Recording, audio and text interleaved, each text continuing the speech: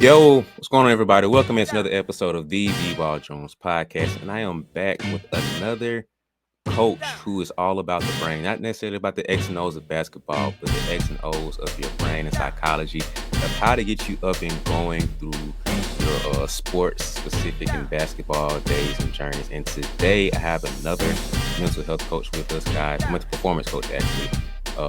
She is another pro. Like I'm still a little novice, still a rookie in this game, but she is a pro because people pay her. Y'all don't pay me to talk about the mind like that. I just bring it up because I'm a nerd for it, but she gets paid to do this. Like that's the gap. I'd like to do this, but she gets paid to do it. That's two different levels. So don't compare me. All right. But I would like to introduce you guys to Miss Gladine Frasso. Hi everyone. Thank you so much for having me on your show today. And yes, thank you for pronouncing my name right, Gladine. But everyone calls me Coach G, so very simple, Coach G. Gotcha. So hopefully they can not mess up Coach G because that's simple enough. They shouldn't have any difficulties with that. Yep. So why don't you introduce us to you and give us a little more depth and detail about what you do exactly? Okay, so I am going to give you the full blown of who I am and what I do. Short version though. So my name is Gladine Frasso. Again, you can call me Coach G. I wear many hats. So my favorite title is a mom. I have 2 kids, mom of 2, and a wife to my wonderful husband. I am also a full-time environmental health and safety engineer. I did graduate with a Bachelor of Science degree in occupational safety and environmental health. I am also a mental performance coach where I work with athletes, preferably basketball players, on their mindset, on building confidence, on being able to focus and block out their distractions. I am also a keynote speaker. So I do have a story of my own, couple of stories. And while doing mental performance coaching and meeting other people, I started to tell my story and it was fascinating to them. To me, it was just a story. And I decided, hey, if they are fascinated by their story, maybe I could package it up and tell my stories to many other people. So that's when I decided to be a keynote speaker. And my keynote is called Game On, using mental toughness as a compass. And what I do is I talk about using adversity to your advantage. A lot of people think adversity is the end of the road, and I like to view it as adversity being the bend in the road. So how are we responding to the adversities that we face in our lives? So I know I went off a little bit about my bio, but that's basically who I am in a nutshell. I love working one-on-one with athletes. Like you said, it is a full-time job for me. So it's a lot of one-on-one working. It's a lot of group coaching, and it's a lot of me going into basketball clinics or basketball camps, speaking for either 30 minutes or to an hour and just spreading my knowledge. Okay, that was a lot. I don't see how you do all that, but I respect you. I try. All right, so you said you speak a lot about overcoming adversity. Mm-hmm. So usually when we have something we're going after, that's a result of something in our lives. So what was the thing that you overcame, or one of the things that you overcame to be the woman that you are today? There is quite a few, but since this is more of a basketball podcast, I'm assuming, so I would keep it strictly to basketball. So graduating high school, I graduated as the all-time leading scorer. So entering college, it's not like I was cocky. I was just very, very confident in who I am and not knowing how college coaches are. And so when you exit high school basketball and then enter into college, it's kind of like a business, right? It's not where the coaches are kissing your butt or making sure you're good. It's, hey, can you play in this system? Not only are you talented enough, but are you able to understand the plays? Are you able to be focused? And so my freshman year was a disaster. Did not play any minutes whatsoever. I was considered a bench warmer. Every time in practice, when I would step foot on the court, I would immediately step foot off the court because I was getting kicked off the court. And so I lost all of my confidence my first year of basketball in college. And again, like I said, I did not play. So that was adversity for me. At that time, I was thinking, do I still want to play?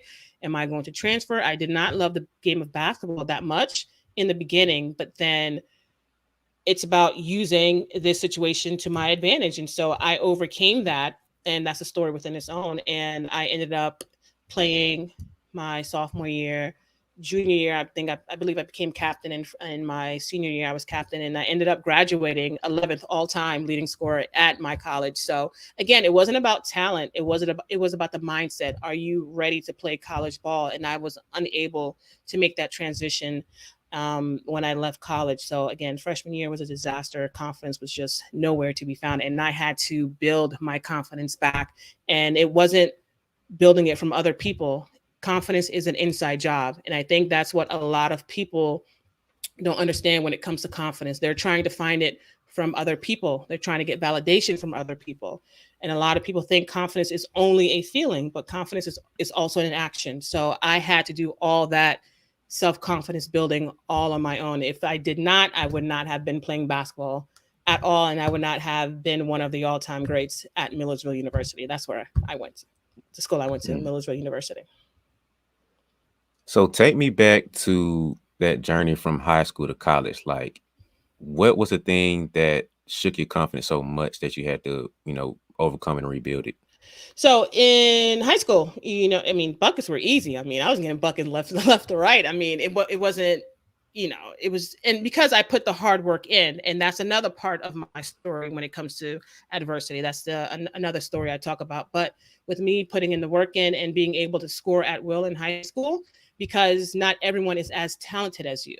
And so going into college, you have others who are just as talented or even more. And for me, the reason why I lost my confidence is it literally was my coach. She said something to me that was just normal, and for some reason that she just took my confidence away. And that at that time, I kept telling people she took my confidence away. And so what I like to tell my athletes and other people is confidence is your responsibility, right? People can only take it away unless you give it away. So confidence is your responsibility, and it's your responsibility to maintain it. The only way other people can take it away from you is if you give it up. And so my freshman year, she quote unquote took it away from me. And it took me a while to realize, okay, I know how to play the game of basketball. It was a lot of self-talk. And so the self-talk in the beginning was very negative. I don't belong here. I suck. What am I doing? And so I really had to change the way I was talking to myself, and I had to remind myself who I was. Remind myself that I was a confident player, remind myself that I can get buckets. It was just all mental for me, nothing to do with the physical part of the game. It was all mental. And I think majority of it was just the conversations I was having with myself. I was literally tearing myself apart. Do you think that's the self-talk is the biggest thing to destroying yourself, but also the biggest thing to build it back up? Absolutely. Yeah. And so when I teach my athletes confidence is, okay, in order for you to be confident, of course, you have to put the work in.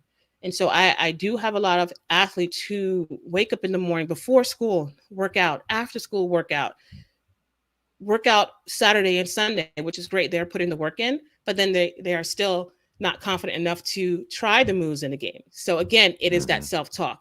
I strongly believe confidence comes from putting the work in, and it also take into consideration of the conversations you're having with yourself. Like, what are you saying to yourself constantly?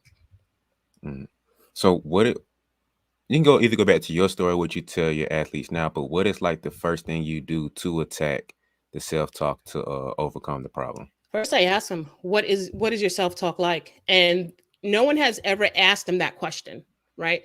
When it comes to coaches, they're saying, build your confidence up, go out there and attack. But no one is asking them, what is your conversation like? So when I ask that question to athletes, they're looking at me like, huh? Yes, tell me, what is that conversation like? When you miss a layup, what is that conversation like? When you're missing 3 or 4 shots in a row, what are you saying to yourself?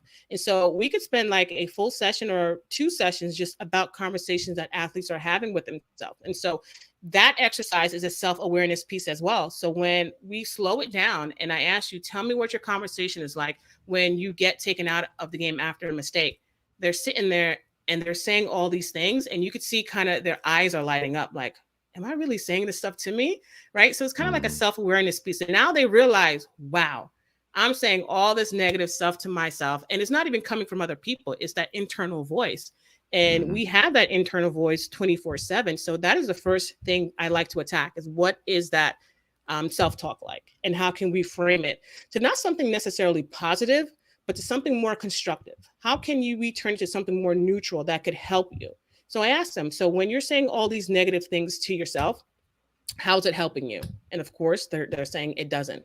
Okay, so what is going to help you when you mess up, when you miss a layup, when you get taken out of the game? What is the verbiage that you could say to yourself that is helping you? And so we talk about that, and that's a big piece. What are you saying to yourself Mm-hmm. all day, every day? So yeah, Yeah, I think that internal conversation is the biggest thing because whether we like to admit it or not, we talk to ourselves way more than we talk to anybody else talk to us.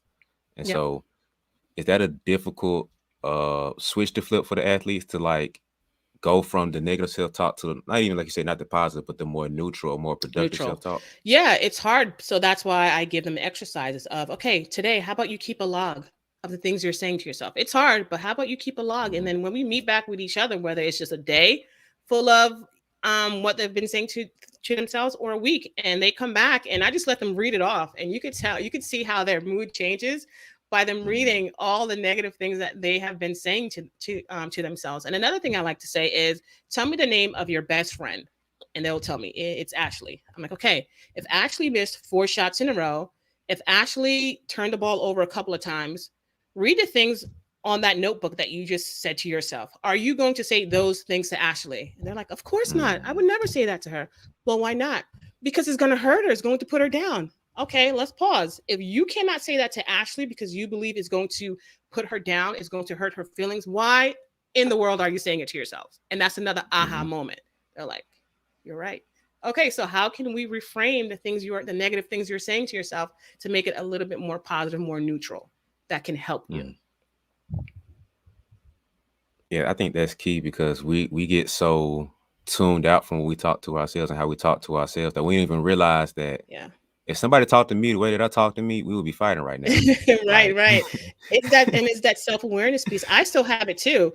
hmm With me having 2 kids and gaining all this weight, there are some things I'm saying to myself, and I have to catch myself like, whoa, gee, you can't be saying that to yourself. You just had 2 kids. You just went through a rough year last year. You need to be kind to yourself. And that's what kind of helps me. And I don't want to say kind as if, okay, you're good. You could go ahead and watch TV and eat snacks. No, it's okay. I know I had a rough 2022. I know I had 2 kids. I need to relax, stop being so hard on hmm myself. But I know I need to stay committed to my goals. And so for me, I'm key on habits. I track my hmm habits. I have a morning routine, I have a nighttime routine. And so those routines kind of keep me in on pace to help me achieve my goals. So another thing I work with my athletes as well is creating your habits, creating your goals, and making sure that you're committed to the things that you said that you were going to do. So how do you balance the neutral self-talk, as you like to call it, with not being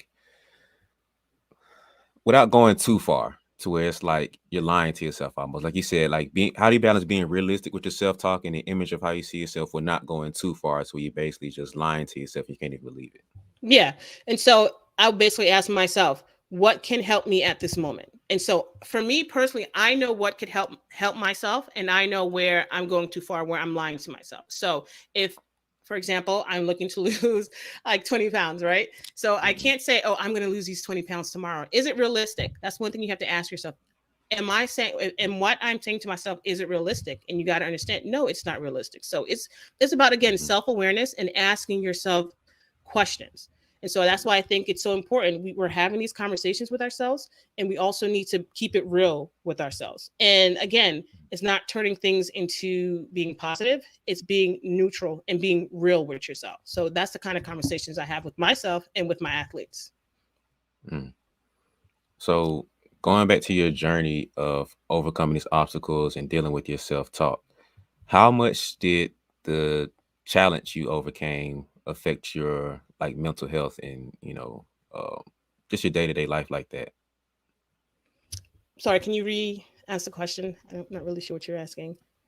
Oh, so when you were overcoming your challenges and getting your confidence back, how much did that impact your mental health as far as like your overall life and overall journey off the court Yeah. too? So at that time when um I lost all my confidence, I also thought about what are other people going to think of me? And that's another reason why people lose confidence, because they're always thinking about what other people thought of them. And so for me, I was saying, well, I graduated as an all-time leading scorer. I was a girl back in high school. If I leave or if I get kicked off, what are other people going to think of me? They're going to think of me as a failure. Am I a failure? You know what? I am a failure. So it was kind of going through that downward spiral just a tad bit. But then I had to, again, remind myself who I was. And it wasn't on a cocky point. It was just Mm-hmm. being confident in myself. Like, I'm that girl. Like, I'm not going to let this influence my confidence. Like, no, I put in way too much work to let one sentence, one person tell me I can't do this, or one person take away my confidence. Like I said, confidence is mine. It's my responsibility, and I'm going to uphold it to the best of my ability. So again, I had to remind myself who I was, chill with the negative self-talk, put in more work in, because again, high school and college is two different things. So getting to practice early, picking the brains of the seniors, trying to be buddy with them, and trying to be a leader for my freshman class. I couldn't be a leader for the entire team because they already had leaders and they were strong leaders. So what can I Mm-hmm. do to help others? Because my entire freshman class was struggling as well. So I was like, you know what, let me be the leader for this group who's struggling. And so that kind of helped me build my confidence as well. So again, confidence is not only a feeling, it's an action. So I had to show up to practice looking confident, because I was showing up to practice looking at the floor, being scared to be called in to run a play. So I had to change the way my whole demeanor was. I walked in looking confident, my head up, shoulders back, and I was ready. Whenever she called me on the court, I'll sprint to the court and run the plays instead of walking and looking around like, am I going to get kicked off the court? No, it's get on the court. If I get kicked off, so be it. I'm going to run. So be it. So again, it's just knowing that I was that girl, and I was not going to let someone else take my confidence away from me. So it's not that you're mentally weak. It's just that you don't really understand where your mental toughness is. You don't understand where exactly you're mentally strong at. It's even crazy. You probably don't even really understand what mental toughness actually is. And I don't blame you, because usually we just have coaches yelling at us and fussing at us saying, hey, be mentally tough. You're being weak right now. You're being soft right now. But it's not the full scope, and it doesn't give you any true understanding of what mental toughness is and how you can get better at it. And so I'm here to help you guys out. Because just imagine I gave you a pill right here in my hand. Just imagine. And within that pill, it gave you just a epiphany where you just brain just blew up and you're just like, oh my goodness, you got so much better understanding. Now your game just grows by 10x and you just a whole different person now. Bro, I got the pill for you right here. Never fear. B's Mental Toughness Playbook ebook is here. You feel me? So in this whole little playbook I got for you, just small little ebook, it breaks down the mental game of understanding what mental toughness is and different areas of what your mental toughness is and how you can actually grow it and get better and enhance it.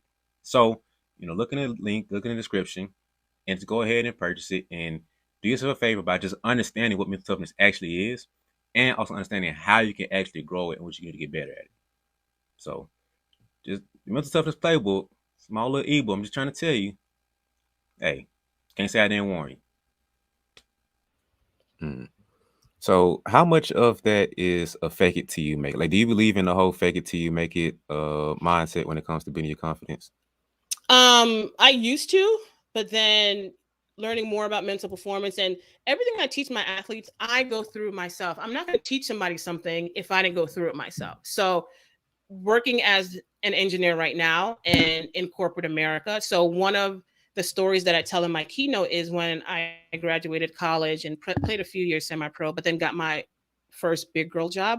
I was the only in quite a few categories. I was always the only female, the only African American, and the only one in like my 20s at the time. Every room I stepped into, it was white males and they were like in their 50s and 60s. And so I was intimidated in all the rooms. And so going into there, again, the confidence issue. And so the fake it till you make it, I couldn't get down with that. To me, it's more face it till you make it, not fake it till you make it. Because I don't want to fake being somebody. I don't want to fake the confidence. I want to face it. So again, it was going into that room, feeling and being confident. So a lot of people say fake it till you make it. I like to say face it. Face what you're going through. Do not hide. Do not run away from it. I had to face everything I was going through. And so going into the room, acting confident, head up instead of head down. And other people can feed off of that. They could feed off when you're not confident or when you're not looking confident. And when they see that, they attack that. So to me, it's face it till you make it, not fake it till you make it. Mm. How much does body language play a role into your confidence? A lot, a lot, a lot. When I came into this call, did I look confident to you? When I first came into the call, did I look confident to you, or did I not look confident to you? You You can did. answer that question. Yeah, you did. Why? You just look sure of yourself. You didn't have um any feeling like you didn't know what you were doing. Like you knew Right. like, And okay, it's another call for me. It's simple. right. And again, it's about my body language. If I would have came in this call and I would have been closed out, head down, looking down, would you think I'm a confident person? And I would hope you Mm-hmm. say no. And you look very confident in yourself because the way you're looking at me, your shoulders are not down. You're not looking down. You're looking at me right in the eye, kind of, because the screen, I could see you. Yeah. So body language plays a huge part in confidence and just overall being a performer. And so with me being a post player back in college, a very dominant one, a very strong one, I would pay attention to those who are assigned to guard me. How was their body language? If they came in the court hesitant, looking back at their coach, I was like, it's barbecue chicken. Get me the ball. I'm going to dominate this girl all night. So that's how I knew that I was going to have the mental and physical advantage of players just by the way they were coming into the game, just by their body language. That's just by their body language. So it plays a huge part in your confidence. So do you think that the confidence comes first and then the body language, or you can build your confidence through the body language? The action of confidence comes before the feeling of confidence. That's what I like to Mm. say. So the action of confidence, you going into the game, acting confidently, being confident, then the feeling comes after. A lot of people wait until they feel confident before they are confident. If you're waiting to feel confident, you're going to be waiting for a long freaking time. So Mm-hmm. the action of confidence comes before the feeling of confidence. Mm. So, what are a few body language keys or signs that you look for, or players can look for in themselves, or whatever, just to monitor to be like, okay, I am showing the insecurities or whatever. How can I not show that? What I need to do to show myself as confident? And so it also, I would like to start with the bench. If you're on the bench, how is your body language on the bench? And so when I go watch my athletes play, I do not care how many points they could drop. I already know they could get buckets, but how is their body language when things are not going their way? So when I do go see my athletes, I know it sounds bad, but unfortunately, I want them to have a bad game because I want to see how they're going to respond. Mm. That's what I'm looking for. So, what is their body language is like? So, when they get taken out and put on the bench, are they still upright, clapping and cheering for their teammates, or are they towards the end of the bench, looking depleted, looking defeated, with their shoulders back, hands down, head down, shoulders, shoulders caved in, or do they still have that upright body language where their heads up? They're clapping for their teammates. Whenever there's a sub, they're pulling that teammate and telling them what they saw. So for me, it's that head up, straight, like that Superman or Superwoman pose, right? You're just straight up, hands on your hip, and you just have that swag about you when it comes to confidence. So I went to go see one of my players play beginning of last year, and she had a horrible game. Inside, I was like, yes, this is what I want to see. But she maintained her demeanor, her confidence the entire game, and I was just so proud of her. Like the Mm. text I sent her after the game was like 4 pages because I was just so Mm-hmm. proud of how she responded to that game. Now, if she would have reacted instead of responding, I think she probably would have sat the bench for the entire game. But her demeanor, the way she responded to the turnovers, the bad fouls that she was committing, she still had that confident look about her. Mm. Talk talk about the difference between reacting and responding. And so, okay. So I'm not sure. Are you familiar with E plus R equals O? I haven't heard of that one. Event. Okay. E plus R equals O. Event plus response equals outcome. So for those who are listening or watching, I'll say it one more time. Event plus response equals outcome. We don't have control over the events that happen to us. Like I don't have control of whether my coach is going to pull me out and put me on the bench. I could influence it, but I have no control over that. I do not have control over outcomes that happen. I can influence the outcomes, but I do not have control over them. What I do have complete control over is the response, right? Let me ask you, do you Mm-hmm. agree? Do you agree? I have It's true. control over my response. You If I do. get blocked, if I miss 4 shots in a row, those are the events that I can Mm-hmm. influence. But then my response, I have complete control over that. Now we could either react to it or we can respond to it. Reacting means you're not taking that moment to adjust. You're not taking that moment to realize, okay, what just happened? You're not taking that moment to respond. Reacting is you reacting in a frustrating way. So you could either be frustrated or you could be fascinated. When you Mm-hmm. respond, you are taking that little bit of time to figure out when, what's important now. You're taking that little bit of time to figure out what is my best response. Reacting is when you're frustrated and doing things off of impulse. Responding is when you're taking your time and realizing what is the next best play. What is the next best thing that I could do or when? Like I said, what's important now? So I spend quite a few sessions talking about responding or reacting to certain things. And the best thing you want to do is you want to respond to situations that happen to you. Again, if a coach takes you out, if you react, you are shrugging your shoulders. You're having that attitude and you're sitting towards the end of the bench. If you respond, you're understanding, okay, my coach needs to take me out. I'm going to sit out. What can I do to help me in this situation? What can I do to help my team? Which one is going to help your team and help you? Sitting at the end of the bench with an attitude or sitting closer to the coach and helping those in the game, helping those who's coming out the game and giving them advice? It's the second one. Helping yourself, helping your team, being engaged. So to me, that's the difference between reacting and responding. I like that because it feels like one gives you more control and more dominance over the situation Mm-hmm. versus the situation having power over you. Yep. In which, like you Absolutely. said, it builds the confidence and it's a domino effect. So Yeah. I like that. I Absolutely. think Yeah. that's an important thing. Absolutely. So respond. Event plus response equals outcome. In order to influence the outcome that you want, you need to be able to control your response. Your response is in within your control. What's in your control? You go ahead and respond with that. Mm. So let's say that a player responds poorly, and it's in an event where they've kind of lost their confidence. How can Stella get her groove back? How can you get back in the flow of things and get your confidence back? Controlling the things you can control. And I know we all hear that a lot, but it's controlling the things we can control. So why don't you give me an example of something that happens in a game, and I'll take it from there. What's the biggest one? Just missing shots or turnovers. Okay. All right. So turnovers. Can you control those turnovers? Sometimes you can, sometimes you can't. Those turnovers, Mhm. it happens because somebody else comes through and steal that pass, or your teammate didn't catch the ball. Can you control your teammate not being able to catch the ball? And I'll ask that to an athlete. Can you control that? No, I can't control it. Okay. So we cannot focus on that. Can you control somebody coming out the way and stealing that ball away from you? No, I can't control that. So no, we cannot focus on that. What can you control? I can control how I respond to it, whether I'm sprinting back on defense or whether I'm going to my teammate and dapping her up and letting her know, hey, next time, look at the ball before you try making a move with it. Or next time, make sure your hands are set to catch the ball. And even though it sounds so simple to control the things you can control, it's hard.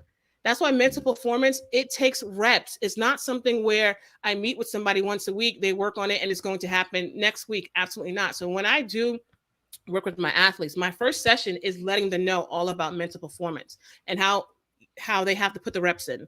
It's not magic. It's not hocus pocus. The same way you put the reps in of making free throws or working on your dribbling, working on your passes, you have to do the same thing with mental performance. It's not magic. You have to put the work in, and working on your mindset is not sexy. It's not these highlight tapes you see on social media. It's not these dagger three pointers you see Steph Curry doing in a game, right? He's working on his mental game as well, but is he broadcasting? Is he showing it? No, it's something he's doing during the unseen hours, during behind closed doors. It's not sexy at all. So I think with the younger generation now, they're looking for the things that's sexy. They like to post the Kobe quotes. They like to post the Michael Jordan quotes. You like to post the quotes, but you're not doing the work that allowed him to say the quotes, right? So with me, that's one of my pet peeves. But it's not like I'm frustrated about it. It's during my first call, or even the initial call with the parents. I have to let them know what it requires of the athlete. It's not every once a week you work with me and you're going to get it. No, In between our sessions, you have to put the work in. I give my athletes homework. So the next session we meet up. Okay, what did we learn last session? I let them teach like the first 15 minutes. You tell me what we went over the last session. And if they can't go over it, all right, see you next week. I'm that type of coach. I'm hard on my athletes because I want them to get better. I want them to understand this is not something that's going to happen overnight. I'm trying to prepare you for the next level. A lot of my players want to play for Don Staley. They want to play for Gino. And they Mm-hmm. very well can. Their skill is there, but is their mindset there? And that's what my mission is, to help them with the mental part of the game. Look, let's be serious, man. Stop playing around. All right. You didn't got too comfortable. You didn't got relaxed.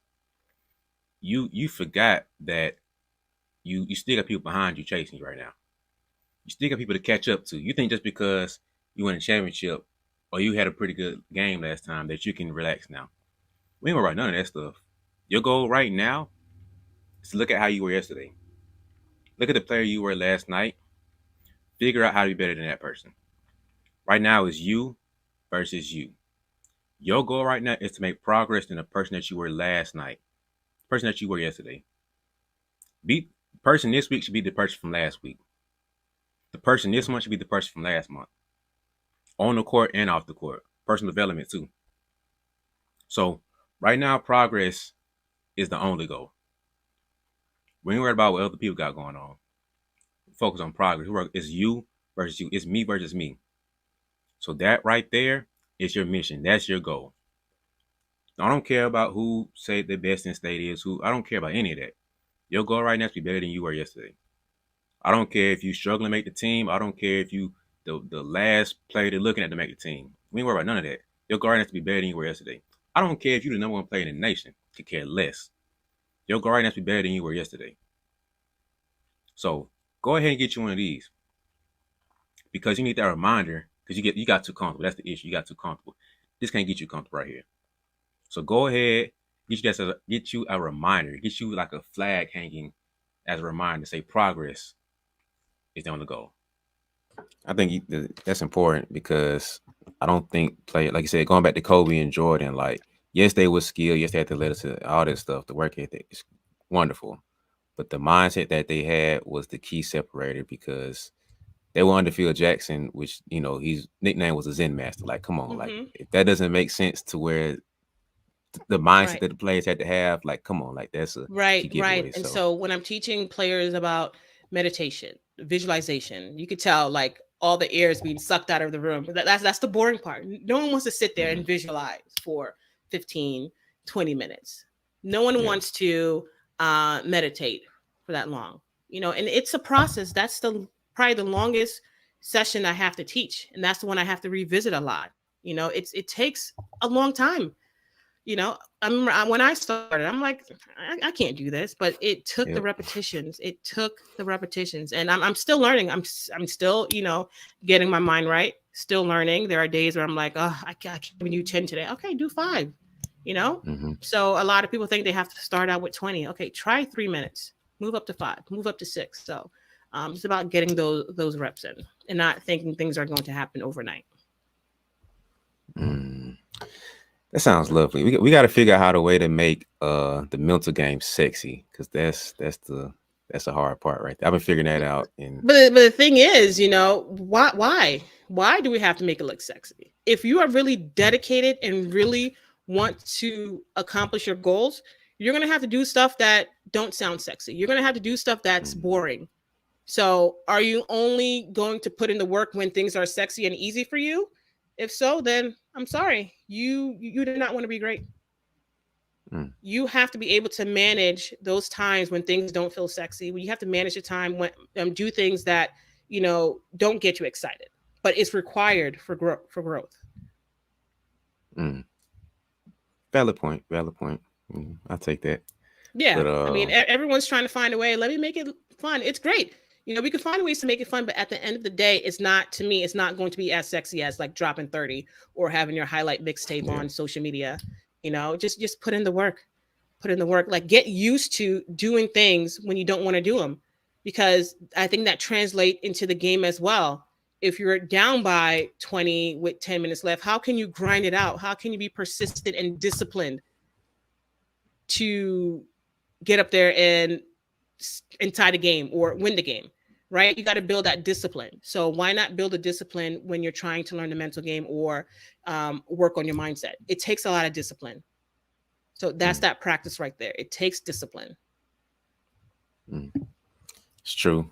I might stand corrected on that one. So, And it's your idea. I mean, that's your opinion. That is certainly fine. And the thing about us, we all have different ways of doing it. We all have different ways of teaching it. So whatever works for you, it works for you and your athlete. What works for me works for me and my athletes and other coaches, around the world.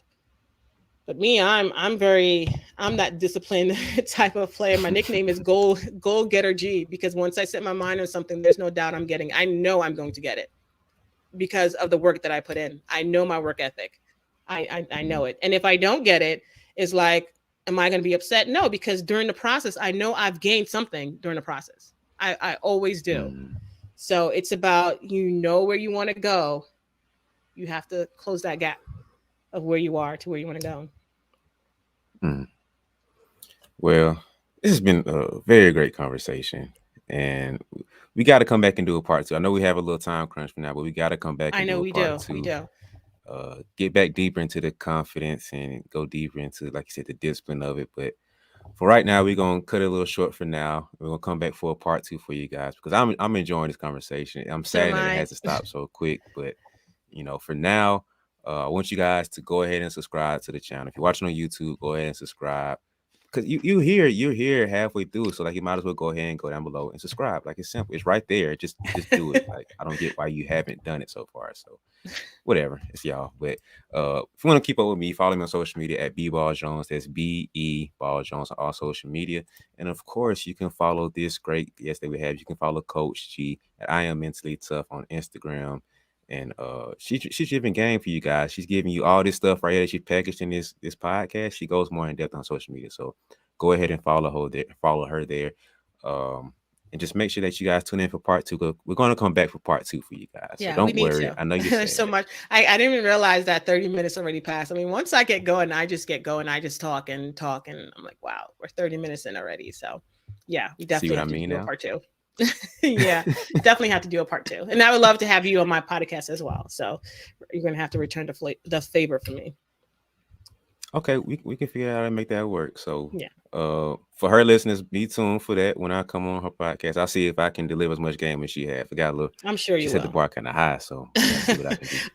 I'm sure you'll be able to. But that's it Which for is right great. now. Wait, can I, I'm not sure if you can we dive into one more topic? Is that okay? Or can we Go save it ahead. for? Hey, it's your podcast. Do your Yeah, thing. I love what you posted a couple of days ago about you having to, I think you said you had to log off social media because of the comparison or something like that, Hmm. right? Did you post that? Can you tell us more Yeah. about that? Or I would love that. I love that you were so transparent that you were talking about that because you're not alone. I've had that in the past as well. And I had to like deactivate social media to get my mind right. So, and we Hmm. could have a conversation about that, but go ahead and unpack that of you. I think you were comparing yourself or seeing other people and all that good stuff. So if you could dive into that, that would be great. Okay. I wasn't expecting that, but but yeah. So basically, just get up. Like, you know who we are a lot on social media. We get caught up in the comparison game. So just looking at other trainers and other podcasts and seeing what they're doing and seeing people who might be younger than me or close to my age. It's like, man, I wish I could be in that position. Wishing I could have this level of things, like my own gym or this level of Mm-hmm. clients or this many clients or the travel that they're doing, whatever it is. Like I get caught up in that comparison game. Um, and it just got to a point. Sometimes I go through that pocket and the same thing I look at can be motivation one day, the next day it can be tearing me down. So Mm-hmm. when I got to a point where it's just negative back to back to back, I was like, okay, this is destroying me right now. So let me step Yeah. away, back away and get my mind straight and just gain some more clarity on myself, like we talked about a lot, being self-aware and just who I Right. am and what I wanted to go after. And Right. part of it was just content burnout. I got so tired of trying to do the whole content game. I've been doing it for a couple of Right. years now and just burnt out on that. Yeah. Yeah. Yeah. So I've been there and I'm glad to say I'm on the other side. Whereas when I see something like it doesn't even phase me anymore. I don't know how I got there. And I think it's because I really took a step back and again, reminding myself who I was reminding myself of what my goals are. There were so many other different mental performance coaches who were doing so many other things. And I'm like, oh, I could do that. I could do that. I could do Mm-hmm. that. And I'm like, hold on, pause. What is it that you really want to do right now? Let's look at the next 10 steps. What can you do? And I had to determine that this is what I want, blah blah blah. I wrote my game plan down, and that's what I did. If there was ever a time I felt like it was somebody who I was comparing myself too much, I would unfollow. I think it was only like one person, but I ended up following that person back because they was dropping gems. And so another thing, it's social media. No one is posting their negative life. No one is posting their bad days. They are posting everything that's happening great for them. So we are comparing our lows to somebody else's highlight reel, and that is not fair to us. That is not fair to you. It's not fair to me. It's not fair to my clients. Why are we posting our bad? I mean, why are we comparing our bad days to someone else's highlight reel? They're not posting the bad days. So again, what's for you?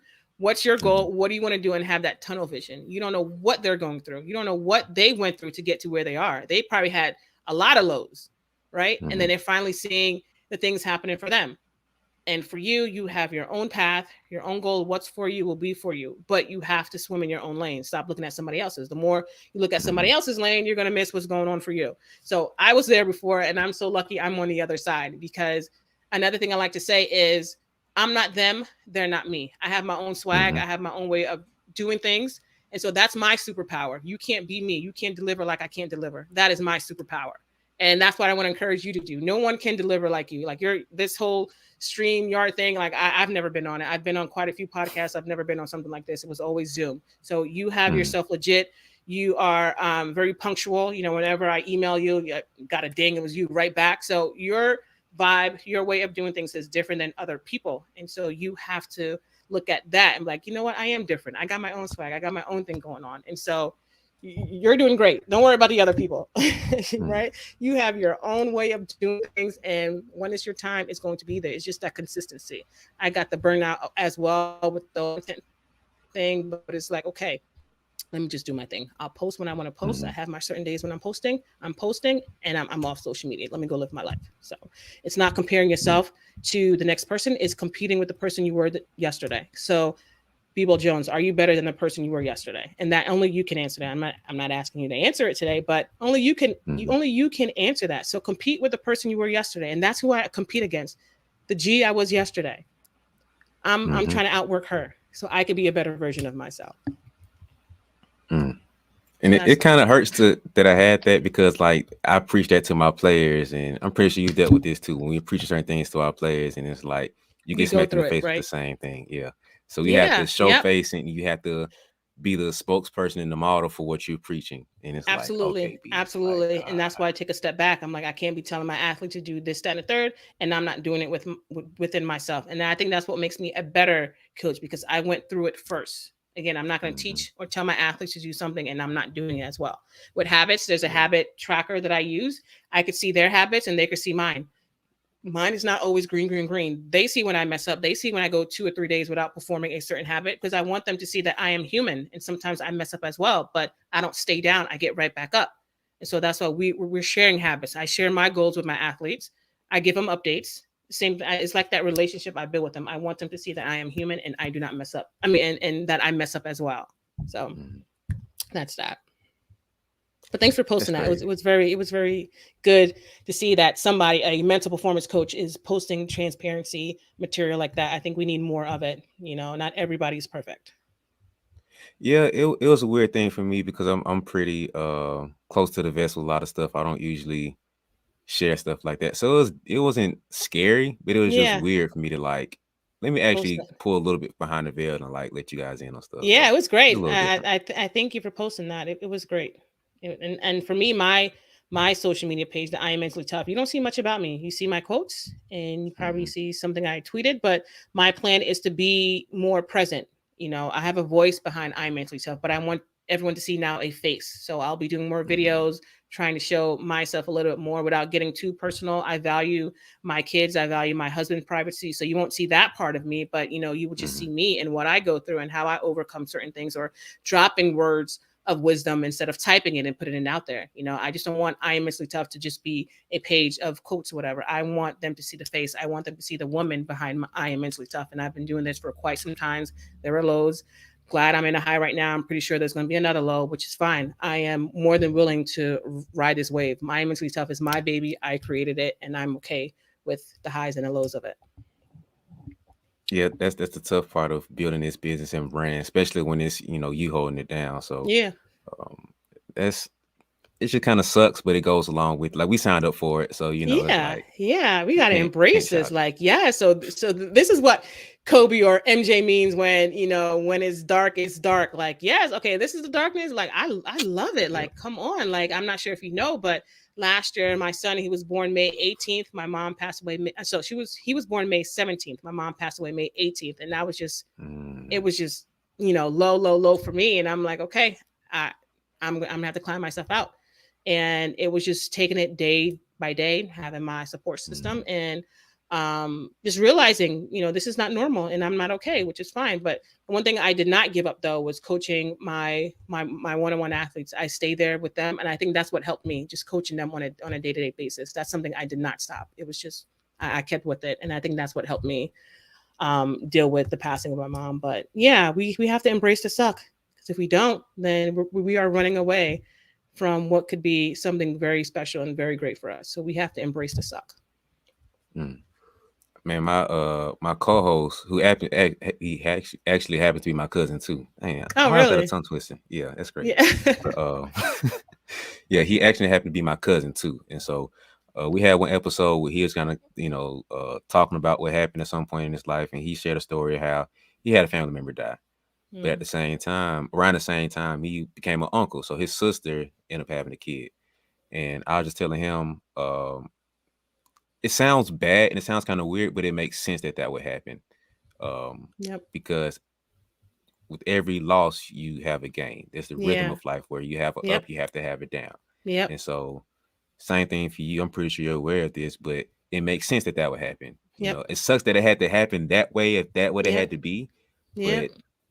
but that's the pattern of life. It wouldn't be life if that didn't happen. So Exactly. with every Yep. loss you have a gain. So Yep. there's a joy and the pain in that, but it still makes sense. That's what life does. Yeah, absolutely. You're absolutely right. So, something I've, held on to and had to realize. And so it's life. It is life. We just have to write it out. That is life. Yeah. So you want to keep going, or you want to No, cut it I think short? we're It's up good. to you. I got to put the kitties to bed. I got to plan out my day. Like I told you, I have so many hats. I have probably like 4 meetings by 10 a.m. tomorrow. So I'm very rigid. You said you're not rigid. I'm very rigid though, only because of so many hats that I wear. Things have to be on point, on time. But I'm flexible enough. If things fall through the crack, I'm okay with that. But my schedule is like boom, boom, boom, boom. I know what I'm doing. I have like this big to-do list right in front of me, and my motivational words and all that good stuff. So this room, I actually had someone in and come decorate it. I'm like, I'll pay you the money, come in here and decorate this to the point where it motivates me. And she did Mm, an amazing job. I have Kobe right there next to me, and so he's my goat. And I have these words in front of me right here. So this room's bring out the best of me, and this is where I come and do my most work. It just gives me my mojo. So yeah, okay. I'm by the book person, so that's me. All right. So out of respect of your time, we're going ahead and cut it short, guys. Yes.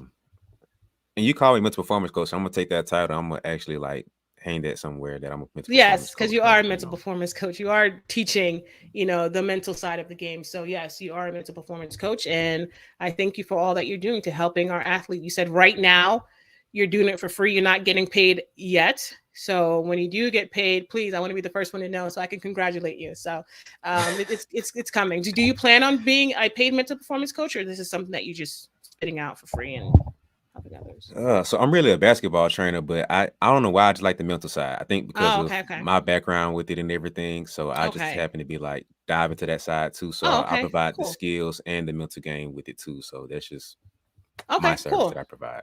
Got it. That's awesome. That's awesome. I was doing the physical side of the game until I started talking to my athletes, and I was like, wait a minute, this has nothing to do with the physical part. You're lacking Hmm. confidence. You Yep. are fearing something that didn't even happen yet. Like, why are you scared of a game that's next week? And you're predicting all these, making all these predictions, and it didn't happen yet. I'm like, wait, I got to do something. I'm going to change the way I am helping these athletes. All these other trainers, they could do the physical side, which is great. I know some great ones, but I want to focus on the mental side because I feel like that is truly really important. You could have the most skilled player in your gym, but if that person's not confident, they're not going anywhere. They're not going anywhere. And like I said, other athletes can feed off of that. If you want to play for coaches like Dawn and Gino, you have to be confident. You have to have that confidence in you. But yeah, we're still trying to stretch this out a bit. I know I gotta go, but again, I'm very passionate about this topic, so that's why I guess I'm still talking about it. But I'm looking forward to part 2. I know you sent me some questions beforehand, and we didn't get to it, so hopefully we can get to it. When we do part 2. Yeah, don't worry about it. It's a part 2 thing, so don't worry about it. Okay, sounds good. Yeah. All right, guys. See you for part 2. We'll figure out when it gets booked. See you part 2, guys. Thanks for listening. See you. Hey, relax. It's okay. Listen, I understand that your goal is so big that it just feels daunting. It just feels overwhelming. Like you're trying to get to the NBA, you're trying to get to WNBA. You're trying to play D1 college ball. I understand. Sometimes that feels like a lot. But listen, you're not gonna make that jump from now tomorrow to be to the league or be in D1. So let's just slow down and focus on the whole journey. Enjoy where you're at right now, but don't get too comfortable. You have to still keep working. You still have to make some type of progress and still keep growing.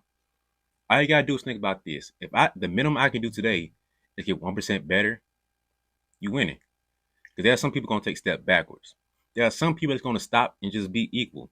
But technically you're not gonna be equal because I'm getting better than you, so it means you fell backwards now. And so you gotta get 1% better. Because it's a slow grind from where you're at now to where you want to get to. You don't have to worry about taking over the world in one day. Just take over step by step, one piece at a time, 1% better. It's a whole journey, okay?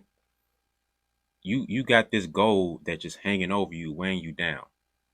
But this goal, the end destination, it's not going to change. So you have to appreciate the journey and taking steps to get there.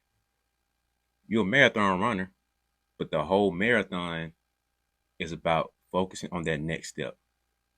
So I need you to go ahead and look at whatever one you want. You can get this one or one of the other ones. But I need you to get this reminder for you. Get you a hoodie, a t-shirt, whichever one, as a reminder that progress is my only goal. And progress don't mean I'm perfect. Progress don't mean I'm there. Progress means I'm getting better. Because better and better adds up to being the best you that you can be. But the best is not existing because you're always going to get better. So get you this peaceful reminder right here to say, hey, all I gotta do is be a little bit better, 1% better, and I'll get to that goal at some point. So remember, it's about the entire journey and not just the end goal, because progress is the only goal.